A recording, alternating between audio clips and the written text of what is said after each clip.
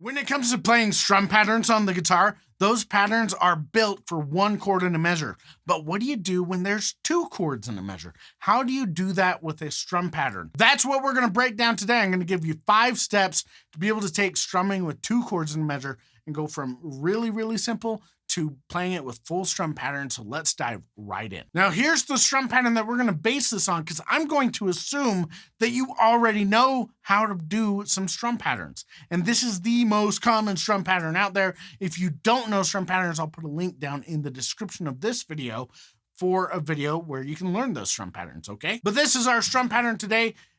It is just down, down, up, down, down, down, up, down, up, 1, 2, and 4, and 1, 2, and 4, and. That's our strum pattern, okay? So that's what we're gonna do. So the first thing you're gonna do when you run into a measure with 2 chords in it is you're going to interrupt your strum pattern, okay? So if we start with our E minor for 2 measures, playing our strum pattern,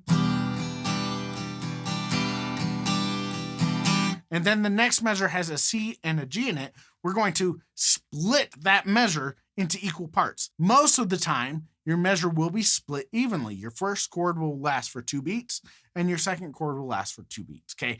That's just normally how that goes. But here's the trick.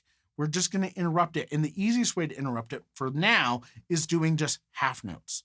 So we're gonna play our strum pattern for that E minor for 2 measures. Then when we hit that C, we're gonna play a half note and let that ring out.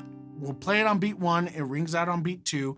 Then on G, we play it on beat 3 and let it ring out for beat 4. So that's gonna sound like this. I'll do 1 measure of E minor, then C and G together, and it'll go like this. 1, 2, and 4, and 1, 2, 3, 4. And then to D, we pick up the strum pattern again. And then we end on our E minor. So let me put that all together. This is how that would sound. And I'll play it nice and slow, and then I'll play it a little bit faster. But this is the first step. You interrupt the strum pattern with half notes, and that sounds like this.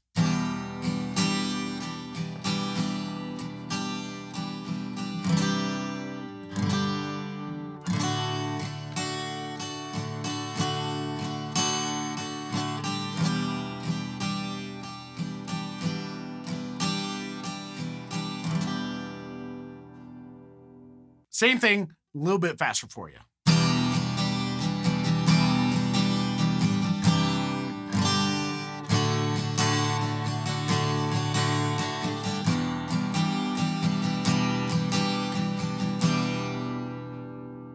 So once you get the hang of that, what you're gonna do next is instead of interrupting your strum pattern by using half notes, we're gonna do quarter notes. So that means we're gonna strum 1, 2, 3, 4 for that measure that has 2 chords in it.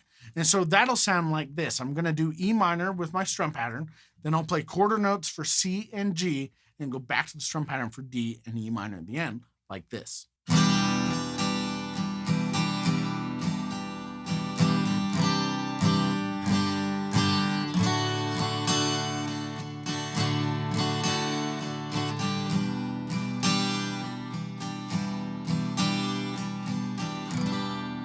Same thing, a little bit faster for you.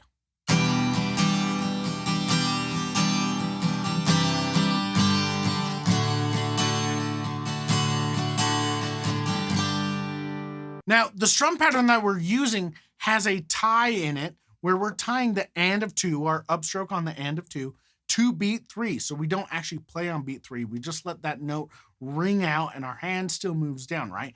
So it gets hard when you're using that strum pattern to split the measure evenly and change from C on beat 1 to G on beat 3, right? So what we're gonna do is the next step, step number 3, is gonna be simplifying the strum pattern and taking the tie out. So our strum pattern for that measure with C and G is gonna be 1, 2, and 3, and 4, and. So this way we're still hitting C on beat 1, we're hitting G on beat 3. Now if I put that together with the whole chord progression, it's gonna sound like this.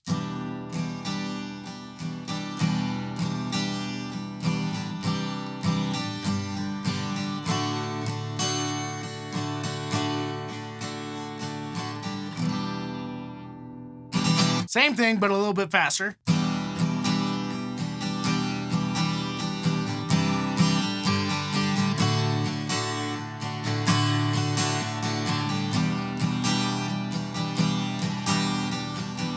Now, when you're comfortable with that, you can actually simplify that more.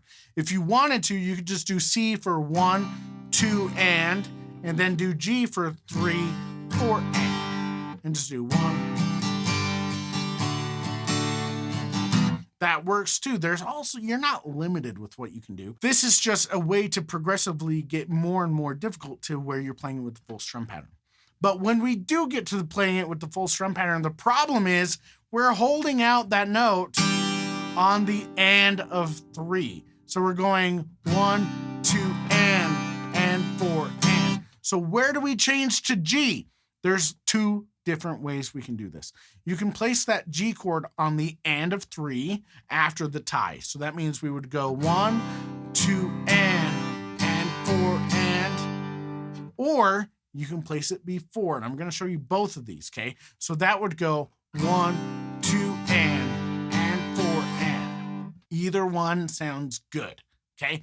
Use whichever one you want to use. That's really what it boils down to. But it's going to be good for you to practice doing both of them, okay? So let's try that really quick. So this is putting the G on the and of 3 after our tie, where we go 1, 2, and 4, and. So we're changing on an upstroke, okay? And that'll sound like this.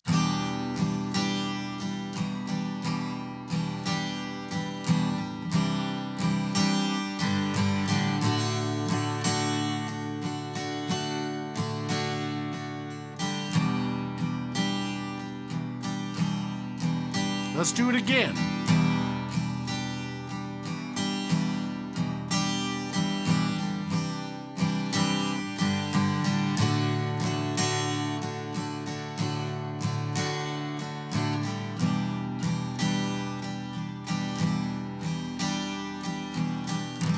Okay, now let's do that a little bit faster. Same thing, G on the and of 3, and that'll sound like this.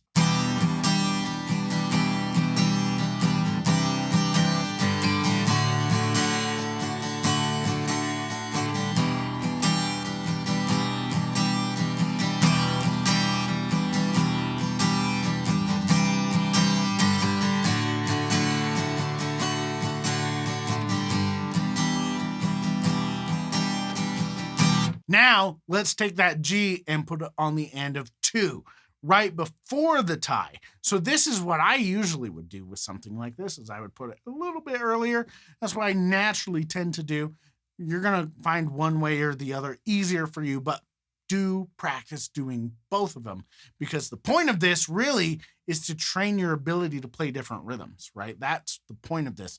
That way, when you hear it in a song, you're gonna be able to do whatever you need to.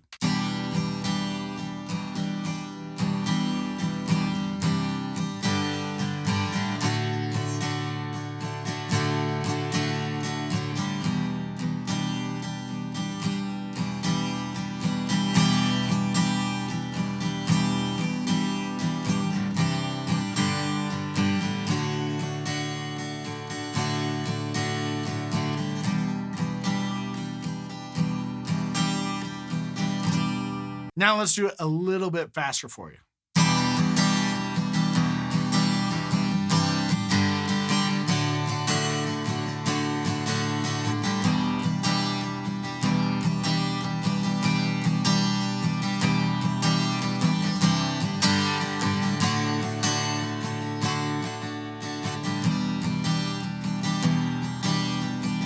Now, if you want to get a little bit more practice with this and you don't want to stop, modify this chord progression by doing the measure with C and G after you do D for 2 measures. So you're going to go E minor for 2 measures like this,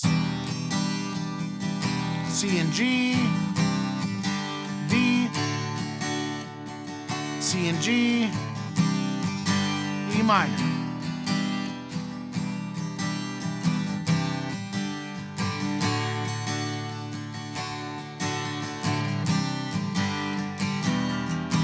And you can just keep going with that and just loop it, and that'll give you a little bit more practice so you can get used to it. But that's the 5 steps to get good with strumming 2 chords in a measure rather than just doing 1. Now, Will every measure always be split up evenly? No, but this is the basic idea, right? What you're going to do is you're going to simplify it down to playing each chord once, and then you add difficulty to the strum pattern and build it up until you're playing the full thing. Now, there are times where you'll have 3 or 4 chords in a measure, and the same thing applies there. There's a lot of times where if you have 3 or 4 chords, most of the time, even in the song, you're breaking it down to just quarter notes to hit those chords, okay? Assuming that they all fall on the beat. And that happens in stuff. But this is the training that you need to be able to practice doing this and build it up so that when you run into songs that have multiple chords in a measure, it's going to be a lot easier for you and help you have a lot more fun playing. So I hope that was helpful for you. And if it was, I have another gift for you too that will help you be a better guitar player. If you go to simpleguitar.com/top10, there I have a guide for you called the Top 10 Things to Learn on Guitar First. And this guide is 17 pages of stuff that's totally free. It's just there to help you out, help you become a better guitar player.